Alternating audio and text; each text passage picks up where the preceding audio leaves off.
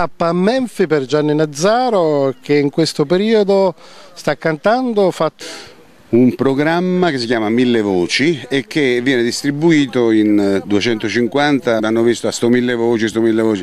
Io tutto pensavo, sai, quando fai un programma del genere il produttore dice sempre il massimo, cioè questa è una cosa che la vedono dappertutto e stranamente non succede quasi mai. In questo caso invece, non mi ricordo più il cognome, mi scuserà Elena, ed è andata bene. Mi sono anche riscoperto doti di presentatore che non pensavo di avere. Fa sempre bene, voglio dire, arricchisce. Ci ricordiamo anche un po' di teatro da queste parti. Teatro sì, abbiamo fatto La Bella e la Bestia a Ribera in un cinema teatro anni fa, non diciamo quanti, 5, 6, 7, meno di 10 comunque. Ed era una bella operazione, si chiamava La Bella e la Bella, la storica Bella e la Bestia. Io non ero la bestia, come molti hanno detto, tu eri la bestia. Io ero invece il principe, il terzo protagonista, intendo dire. La bestia la interpretava, e devo dire in maniera molto molto concreta, quel ballerino straordinario, un ballerino bravissimo. E poi c'era il debutto in teatro di Antonella Elia, la simpaticona.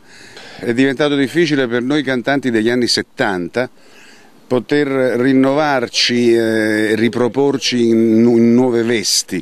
È diventato difficile perché non basta solo la buona volontà di volerlo fare, difatti da parte mia c'è sempre stata, mancano purtroppo, sono venute a mancare tutti i canali, le strutture, le radio, e c'è stato il giro della ruota e quindi pochi siamo quelli che continuano ad andare in giro, parlo dei cantanti degli anni 70, e come hai detto te la gente vuol sentire solo le canzoni che ricorda.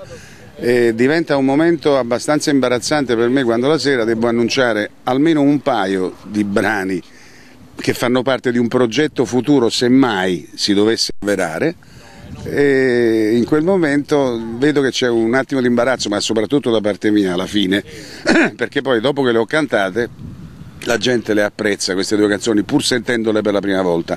Non è più il caso adesso perché proprio grazie a Mille Voci questi due brani che io avevo come si dice, nel cassetto e che ho realizzato per un eventuale progetto futuro, questi due brani sono stati ascoltati a Mille Voci, per cui adesso lo dico con meno imbarazzo, vi faccio ascoltare due brani nuovi, sono seminuovi oramai.